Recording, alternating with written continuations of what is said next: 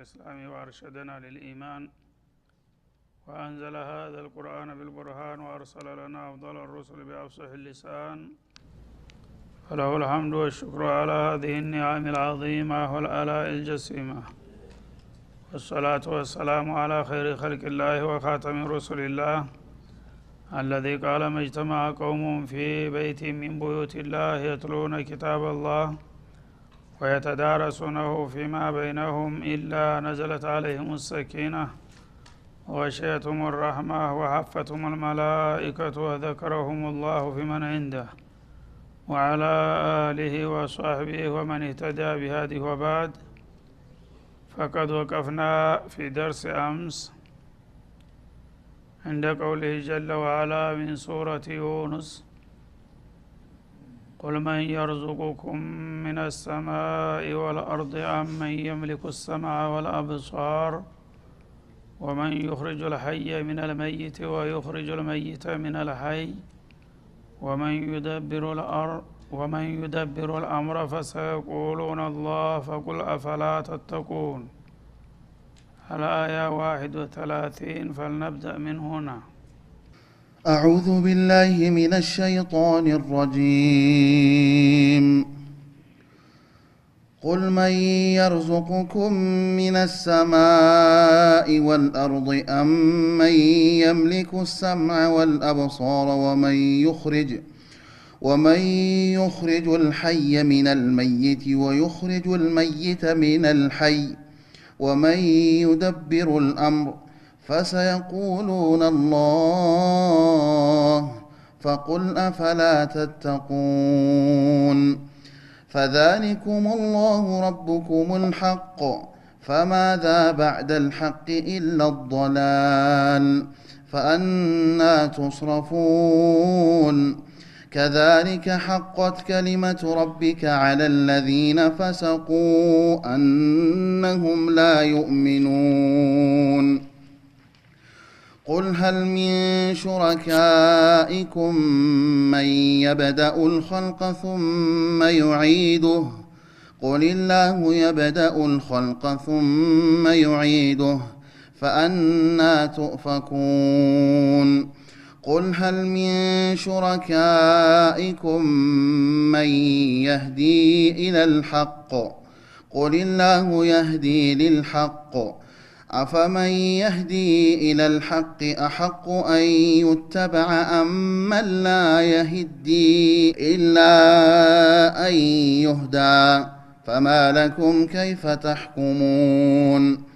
وما يتبع أكثرهم إلا ظنا إن الظن لا يغني من الحق شيئا إن الله عليم بما يفعلون. وما كان هذا القرآن أن يفترى من دون الله ولكن تصديق الذي بين يديه وتفصيل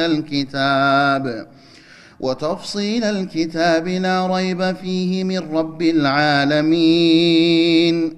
أم يقولون افتراه قل فأتوا بسورة مثله وادعوا من استطعتم من دون الله إن كنتم صادقين. بل كذبوا بما لم يحيطوا بعلمه ولما يأتهم تأويله كذلك كذب الذين من قبلهم فانظر كيف كان عاقبة الظالمين. ومنهم من يؤمن به ومنهم من لا يؤمن به وربك أعلم بالمفسدين. وإن كذبوك فقل لي عملي ولكم عملكم أنتم بريئون مما أعمل وأنا بريء مما تعملون. ومنهم من يستمعون إليك أفأنت تسمع الصم ولو كانوا لا يعقلون. ومنهم من ينظر إليك أفأنت تهدي العمي ولو كانوا لا يبصرون إن الله لا يظلم الناس شيئا ولكن الناس أنفسهم يظلمون ويوم يحشرهم كأن لم يلبثوا إلا ساعة من النهار يتعارفون بينهم قد خسر الذين كذبوا بلقاء الله وما كانوا مهتدين وإما نرينك بعض الذي نعدهم أو نتوفينك فإلينا مرجعهم ثم الله شهيد على ما يفعلون ولكل أمة رسول فإذا جاء رسولهم قضي بينهم بالقسط وهم لا يظلمون ويقولون متى هذا الوعد إن كنتم صادقين قل لا أملك لنفسي ضرا ولا نفعا إلا ما شاء الله لكل أمة أجل إذا جاء أجلهم فلا يستأخرون ساعة ولا يستقدمون قل أرأيتم إن أتاكم عذابه بياتا أو نهارا ماذا يستعجل منه المجرمون أثم إذا ما وقع آمنتم به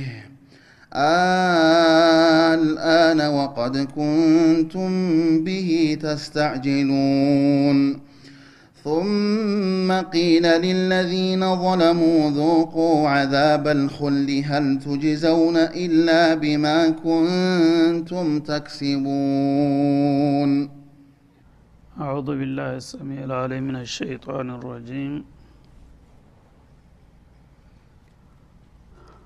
قل من يرزقكم من السماء والأرض አላህ Subhanahu Wa Ta'ala ለነብዩ ትእዛዙን ይሰጣል በተውሂድ ዙሪያ የሚጠራጠሩና የሚከራከሩ ሰዎች የተለያዩ ብጅታ እየተፈጠረባቸው ነውና እስቲ ጥያቄ አቅርብላቸው ይላል ቁል ለሁም ያ ረሱላና መን የርዙቁኩም ሚነ ሰማ ከወደ ሰማይ በኩል ሲሳዩን የሚልክና የሚመግባችሁ ማን ነው ወልአርድ ከወደ መሬትስ ደግሞ አብቅሎ የተለያዩ አዝሪቶችና ተክልቶችን የሚቸራችሁ ማን ነው ብለህ ሲጠይቃቸው ይላል እንግዲህ የሰው ሲሳይ ከሁለት አቅጣጫ ነው ምንጩ ማለት ነው አንደኛ ያው ዝናብ ነው ዝናብ ከወደ ላይ ነው የሚመጣው ከወደ ላይ የሚያርከፍክፍላችሁን ዝናብ ማን ነው የሚልክላችሁ አላህ ነው ወይስ ከሱ ውጭ ሆኑ ኃይሎች አሉ ይሄን ሊያደርጉ የሚችሉ ማለት ነው እንዲሁም ደግሞ ከመሬት ዝናብ በሚወርድበት ጊዜ መሬት እንደገና አዝርዕትና አትክልቶቿን ታበቅላለች እንዲሁም እንስሳቶችን ታፈራለች እነዚህን ነገሮች ለእናንተ ሁልጊዜ የሚያቀርብላችሁ እኔ ነኝ ወይስ ሌሎቹ ብለህ ሲጠይቃቸው ይላል እና እንግዲህ አላህ Subhanahu Wa Ta'ala አስደቁል ቃኢሊን ከተናጋሪዎች ሁሉ የበለጠ እውነተኛ ሆኖ እያለ እኔ ያቀላችኋለሁ እኔ ያልኳችሁን ስሙ በሚል ቃል ሳይጠቀም በሙናቀሻ ደረጃ ሰዎችን ትልቅ ክብር ሰጥቶ መብታቸውን አክብሮ እስቲ እንወያይ ካላችሁ እንጠያየቅ ጥሩ ነው እንዳታምኑና እንዳትቀበሉ የሚያደርጋችሁ ምክንያት ካለ ምንድነው ችግራችሁ እስቲ ከወደ ሰማይ ዝናብ አውርጄ እንዲሁም ደግሞ አየርን በመቀያየር የፀሐይን በማውጣትና በማስገባት ንፋስን በመለዋወጥ በተለያዩ ሁኔታዎች የአየር ጋር ተያይዘምዶ ያላቸውን ነገሮች ሁሉ ማን ነው የሚያስተናግደው እነዚህ ሁሉ ለምግብ አስተዋጽኦ አላቸውና ከወደ መሬትም እንደገና መሬቱን አርሳችሁ አዝሪት በምትዘሩበት ጊዜ ያንን አዝሪታችሁን እንዲበቅልና አብቦ እንዲያፈራ የሚያደርግላችሁ ማን ነው ከዛም ማዕድናቶችን ፈጥሮ ያስቀመጠውና እያወጣችሁ እንድትጠቀሙ የሚያስችላችሁ ማን ነው ብለህ ሲጠይቃቸው እነዚህን ነገሮች ሁሉ የሚያደርግ ሌላ ኃይል ካለ እውነትም ያ አምልኮት ይገባዋል ወደሚለው እንሄዳለን ማለት ነው። ግን እነዚህን ነገሮች የሚያደርግ የለም አንተ ብቻ ነህ የምትሉ ከሆነ ሁሉን ነገርን እያደረኩላችሁ ለሌሎች ለምን ታገለግላላችሁ ነው ጥያቄው ማለት ነው። አመን የምሊኩ السماع والابصار እንዲሁም ደግሞ እያንዳንዳችሁ ከአካላችሁ ጋር የተያያዙ የሆኑ የመስሚያና የመመልከቻ የአካል ክፍሎቻችሁንስ ማን ነው የሚቆጣጠረው ብለህ ሲጠይቃቸው አይናችሁን እንዲያይ ጆሮአችሁን እንዲሰማ አድርጌ ባልፈጥርና ባላዘጋጀው ኑሮ ይሄንን ትልቅ አገልግሎት ያለውን የአካል ክፍል ማን ነበር ሊሰጣችሁ የሚችለው?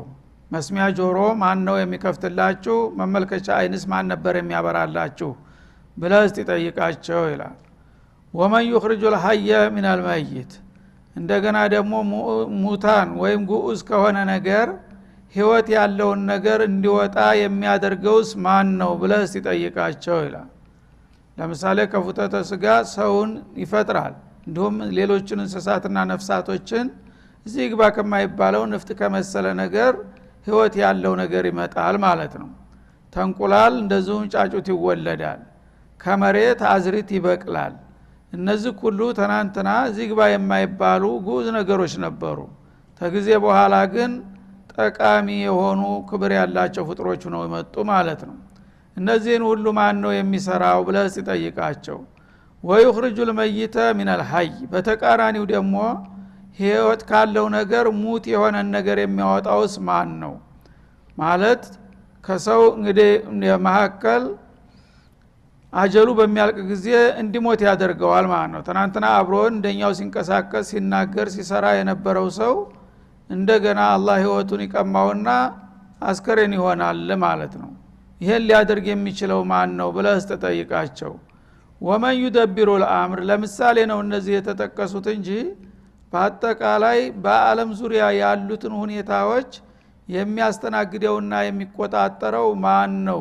ከሰማይ እስከ ምድር በአጠቃላይ يدبر الامر من السماء الى الارض እንደሚለው በሌላው ቦታ በአለም ዙሪያ ያሉትን ነገሮች ሁሉ በጥቅልም ሆነ በዝርዝሩ ሌቱን የሚያነጋው ቀኑን የሚያስመሸው ማን የሚፈጠረውን ሁሉ የሚፈጥረው የሚሞተውን ሁሉ የሚገድለው የሚሾመውን የሚሾመው የሚሻረውን የሚሽረው ዓለምን በሙሉ የሚቆጣጠርና የሚያስተዳድረው ማን ነው ከኔ በስተቀር ብለህ ሲጠይቃቸው ይላል። እና ይህ ጥያቄ በሚቀርብ ጊዜ እነዚህ ሰዎች አቆቀላ እስከሆኑ ድረስ መልሱ የታወቀ ነው። ፈሰየቁሉን አላህ ነው እነዚህን አሁን የተጠቀሱትን ነገሮች ሁሉ የሚያስተናግደው ብለው መልስ እንደሚሰጡ የታወቀ ጉዳይ ነው ይላል አላህ Subhanahu Wa Ta'ala። እንዳለውም ሲጠየቁ መልሳቸው ያ ነበር የሆነው ማለት ነው። እነዚህን ነገሮችማ ያለሱ በስተቀር ማን ሊያደርግ ይችላል ይላል ማለት ነው።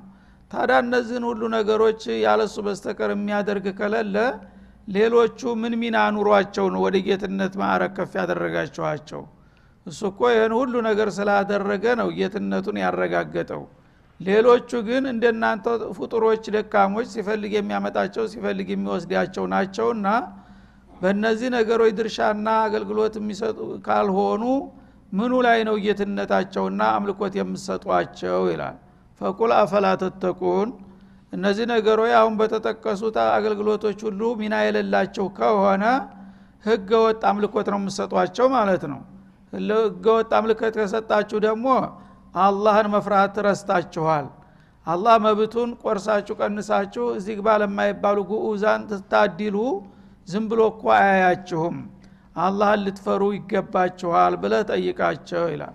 አፈላ ተተቁን አላህ ወ የርዙቁኩም ወየኽሉቁኩም ወተዕቡዱነ ገይረሁ እሱ እየፈጠራችሁ እየመገባችሁ እንደገና አንድም ጥቅም ያላበረከቱላችሁን ነገሮች በሱ ማዕረግ አድርጋችሁ ስታመልኩ ስትሳለሙ ስትሳሉ ስትፈሩና ስታከብሯቸው አላህ የማይቀየም መሰላችሁ?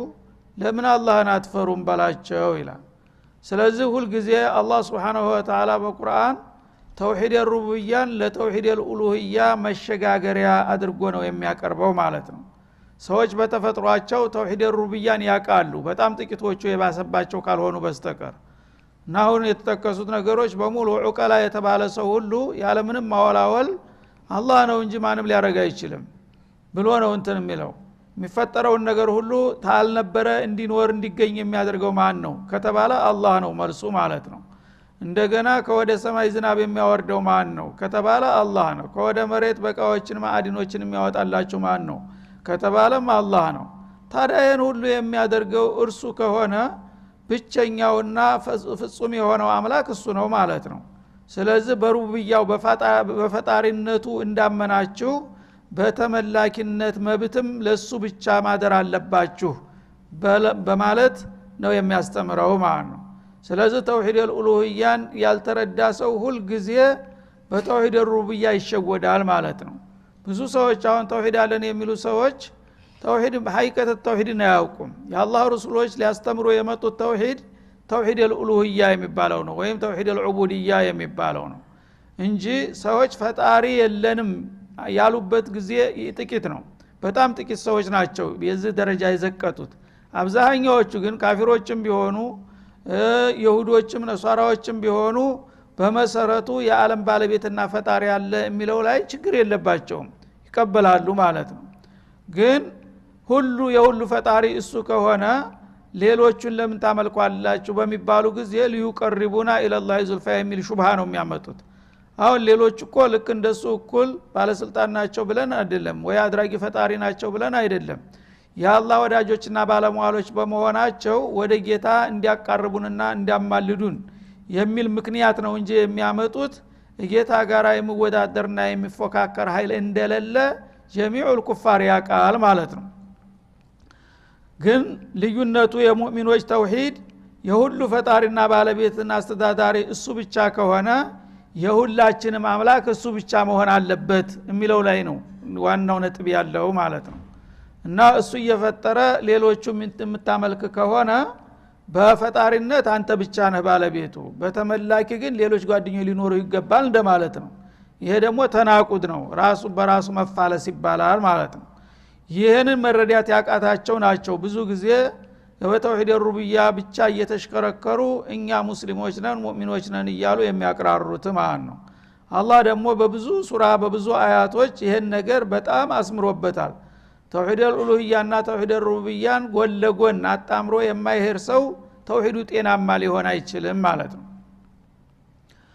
ስለዚህ ፈሰየቁሉን አላህ የተለያዩ እንግዲህ ፍጥረታቶችን የሚያመጣቸው የሚወስዳቸው የሚገል የሚያድናቸው እሱ ከሆነ እሱን ብቻ ነው ማምለክ የሚገባችሁ።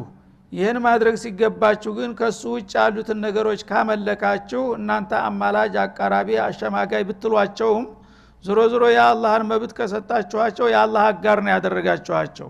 በቃል ነው ልዩነቱ። እና የአላህን መብት ከሰጠው አንድ ሰው የፈለከው ምክንያት ብትፈጥር ሙሽሪክ ተመሆን አትወጣም ማለት ነው። ፈሰየቁሉን አላህ ብለው እንግዲህ ይህን መልስ የምትሰጡ ከሆነ እንደ ቃላችሁ ተግባራችሁም አምልኮታችሁ አክብሮታችሁ ረጃአችሁ ተወኩላችሁ በአላህ ላይ ብቻ መጽናት አለበት። ከሱ ውጭ ሄዳችሁ ሌላ ነገር ይጎዳናል ይጠቅማናል የምትሉ ከሆናችሁ ቃላችሁ ተውሂድ ተግባራችሁ ሽርክ ይሆናል ማለት ነው። ስለዚህ አፈላ ተተቁን እንዲህ አይነት የተፋለሰና የተጋጨ አካሃድ ስትሄዱ ጌታ ይቆጣልና ይቀጣናል ብላችሁ አትፈሩም አትጠነቀቁምን በማለት ይጠይቃል። ፈዛሊኩም الله ربكم الحق እንግዲህ ቀደም ሲል በተነሱት ጥያቄዎች ብቸኛ ነው ብላችሁ ራሳችሁ የምስክርነት ቃላችሁን የሰጣችሁለት እውነተኛው አምላካችሁ አላህ ነው። አላህ ሁሉን ኻሊቅ ሁሉን ራዚቅ ሙደብር الكون ከሆነ ብቸኛ ማዕቡድ መሆን ያለበትም እሱ ነውና እውነተኛው አምላካችሁ እሱ ከሆነ አምልኮታችሁን በቃልም በተግባርም በስሜትም ለሱ ብቻ ማድረግ አለባችሁ ማለት ነው። እና ذلك بأن الله هو الحق وأن ما يدعون من دونه الباطل إلى ሌላው ወተስረቱ الحج ላይ ማለት ነው። አላህ ብቸኛ ተጨባጭ የሆነ አምላክ ነው። ከሱ ውጭ ያሉ ነገሮች ግን የተለያየ ስምና መልክ ብትሰጣቸውም አምልኮት ከሰጣቸው አልባጢል ሁሉ ከንቱ ነው። ምንም የሐቅ ሊሆን የሚችል ነገር የለም ማለት ነው። አንተ የፈለገውን ብታመኳሸው ብታወድሰው ብታጋነነው ብትሰቅለው ብትኮፍሰው ዙሮ ዙሮ ባጢል ነው እና ብቸኛውና አስተማማኙ አምላክህ አንድ አላህ ብቻ ነው ሐቅ ተጠባባ እሱ የተረጋገጠ እሱ ብቻ ነው ወአንማ يدعون ማለት ወአንማ يعبدون ማለት ነው لأن الدعاء هو العبادة እንዳሉት ረሱል አለይሂ ሰላም ከሱ ውጭ ግን ሰዎች በተለያየ ስም ሽርጉድ ይያሉ የሚያገለግሏቸውና የሚያጎበድዱላቸው ሁሉ ከንቶች ናቸው የነሱ ቢጤ የሆኑትን ፍጡሮች ነው ወደ ጌትነት ደረጃ ሊሰቅሏቸው የሚሞክሩት ማለት ነው ስለዚህ ይሄንን አውቃችሁ ልክ በቃላችሁ የሁሉ ነገር ባለቤትና ተቆጣጣሪ አላህ ነው እንዳላችሁ አምልኮቱን ብቻ ለሱ ብቻ ካደረጋችሁ ይሄ ትክክለኛና ተገቢ ተጨባጩ አምላክ ጋር ተስማማችሁ ማለት ነው ከዚህ አልፋችሁ ግን የተለያዩ ነገሮችን የአምልኮት መብት የምትሰጧቸው ከሆነ አነሰማደገ ያ ባጢል ነው ባጢል ደግሞ ዝሮ የተለያየ ስም ብትሰጠው ያው ተባጢልነት ሊወጣ እንደማይችል ነው ይላል فماذا بعد الحق الا الضلال ከሐቅ ባሻገር ስተት እንጂ ሌላ ምን አለ ሁለት ተቃራኒ ነገሮች ታንዱ ተዘለልክ ወደ ተቃራኒ ነው የምትገባው ማለት ነው ማዕቡድ الحق አላህ ብቻ ነው ከተባለ ከአላህ ባሻገር የምታደርገው ነገር ሁሉ ضلال ነው ማለት ነው ስለዚህ አማራጩ ይሄ ነው ወይ በአላህ الحق ትወሰናለህ ወይም ከሱ አልፈህ ከሄድክ ደግሞ ضلال ላይ ትወርቃለህ ይሄ ነውና ይሄንን ለምን አታቁምና አትጠነቀቁም فأنا تصرفون بعد هذا البيان الى الكفران والطغيان አላህ እንግዲህ በዚህ መልኩ ቁልጭ አድርጎ እውነቱን ካስቀመጠላችሁና ከገለጠላችሁ በኋላ ከብርሃን ወደ ጨለማ እንዴት ትቀለበሳላችሁ ሲል ይጠይቃል አላህ Subhanahu Wa Ta'ala كذلك حقت كلمه ربك على الذين فسقوا انهم لا يؤمنون እንደዚህ እኮ ነው ከናንተ ቀደም ሲልም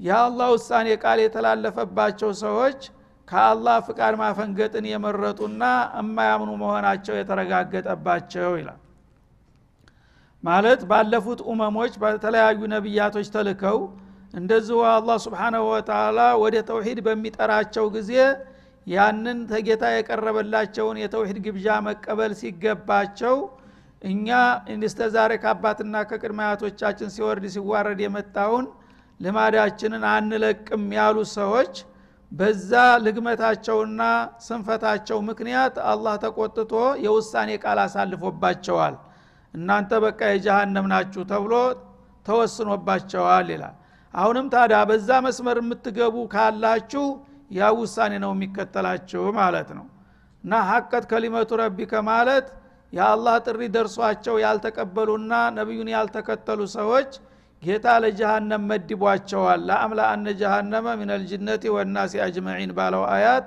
ውሳኔ ያሳልፎባቸዋል አሁንም ታዲያ ይሄን ጥሪ የማትቀበሉ ካላችሁ ባለፉት ብቻ ሳይሆን ያ ውሳኔ የሚጠናው እናንተን የሚጨምራችኋል በላቸው ይላል እና على الذين فسقوا ማለት خرجوا عن طاعه الله واتباع رسوله አላህን ከመታዘዝና መልእክተኛውን ከመከተል ያፈነገጡ የሆኑትን ሰዎች ተናንተም በዚህ ልግመታቸውና ጥሜታቸው ሳቢያ የቅጣት ውሳኔ እንዳሳረፈባቸው አሁንም ቢሆን እናንተም ተመሳሳይ ድል ነው የሚያገኛችሁ አንهم لا يؤمنون እና የጌታ ትእዛዝ ሲደርሳቸው በቅን ልቦና ያልተቀበሉና አውንታዊ ምላሽ ያልሰጡ ሰዎች በቃ ካሁን በኋላ አያምኑም ብሎ ختم الله على قلوبهم እንዳለው አሽጎባቸዋል የማያምኑ ከሆኑ ደግሞ ከጀነት ተሰረዙ ለጀሃነም ተመደቡ ማለት ነው ስለዚህ እዚህ ላይ የሰው ልጆች ጠንቀቅ ብለው ነው ውሳኔ ማሳለፍ ያለባቸው ስለ ተውሂድ ስለ እምነት በሚነገር ጊዜ እንዲሁ ዝም ብሎ የተለያየ ልማዲ ሰለባ ሆነህ መንገጫገጭ የለብህም ይሄ በህይወት የምትወስነው ውሳኔ ነው ሐቅ ነገር ደርሶ ያን ነገር ላለመቀበል የምታንገራግር ከሆነ በቀጥታ ከካሃዲዎች ካምፕ ነው የምትገባው ከዛ በኋላ እገሌ ጥሪው ደርሶት አልተቀበለም ለመቀበል ፍቃደኛ አይደለምና خلاص እሱ የእምነት እድል የለውም ካሁን በኋላ ተሰርዟል ብሎ ውሳኔ ያልፍበታል ከዛ በኋላ ለጀሃነም ተመድቧል ይሆናል የሚከተለው ውሳኔ ማለት ነው ይሄን አውቃችሁ መጠንቀቅ አለባችሁ ከታሪክም መማር አትርሱ ማለቱ ነው እንግዲህ የተናንተናዎቹ ፊራውኖች አቡጀህሎች ምናምን ሲወሱ አንዴ ለعنቱላህ ዐለይሂ ትላላችሁ ለምን ሐቅን ስላልተቀበሉ ማለት ነው እናንተም ሐቅ ሲነገራችሁ እንደዛው የምትንገጫገጩና የማይዋጥላችሁ ከሆነ እኮ ወደዛው ነው የምትሄዱት ይሄንን ማወቅና መጠንቀቅ አለባችሁ ይላል هذا صلى الله عليه وسلم على النبي الله